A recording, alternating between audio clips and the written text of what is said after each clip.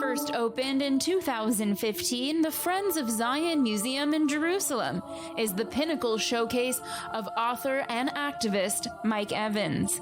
40 years ago, Evans set out to build a bridge between Christianity and Judaism. The high-tech museum mainly hosts Christian tourists, but since opening has found that many Israelis are also being moved by the message. More than 46% of our traffic is Israelis. Now they see the number of friends they have. They're not used to seeing numbers of friends. They live in an unfailing neighborhood, and most of them have scars from Auschwitz. What we discovered very early on is that the Israelis that come through the museum got a much-needed injection of Zionism from the stories here in the museum. And very quickly, we hosted the IDF and launched a joint project with them, basically teaching leadership and Zionism through the stories told here in the museum. Born into a mixed religious household, Mike Evans' life mission was inspired by the anti-Semitism he experienced as a child. I remember people spray painting our house Jewish. She didn't drive, so I pushed her grocery cart to the grocery store, and people would throw eggs and tomatoes at her and call her a Jew witch.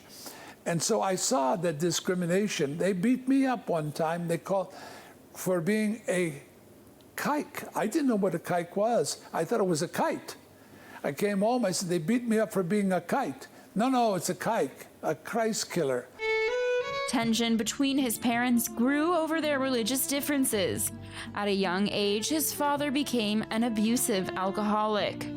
Today, those dark memories continue to inspire him to spread the light. I want to educate Christians. There are fake Christians out there, like my father. Forget them. They'll never be friends for the Jewish people. But there's 750 million Bible-believing Christians who love the Jewish people. So I want to unite them. I want to educate them. The narrative of the museum shows examples of the time Christians gave key support to both the Jewish people and the Jewish state.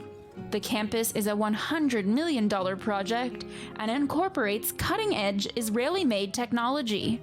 He challenged the team here in Israel to take 800 pages of history, both bring it to life and not conform to any of the usual things that you would expect from a museum. It can't be boring. It's got to be emotional, and it has to really give a very strong and clear message of Zionism and support for the Jewish people. With already over 50 million supporters, the museum fits into Mike Evans' mission to fight BDS policies around the globe.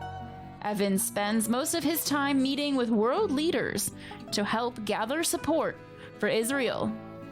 Lies destroy nations. So you have to fight media wars. The problem is Israel doesn't fight a media war. Israel was accused, the Jewish people were accused in the pogroms of controlling the world, of a world conspiracy, of controlling the media. They don't control the media. This tiny nation is one of the worst countries for media.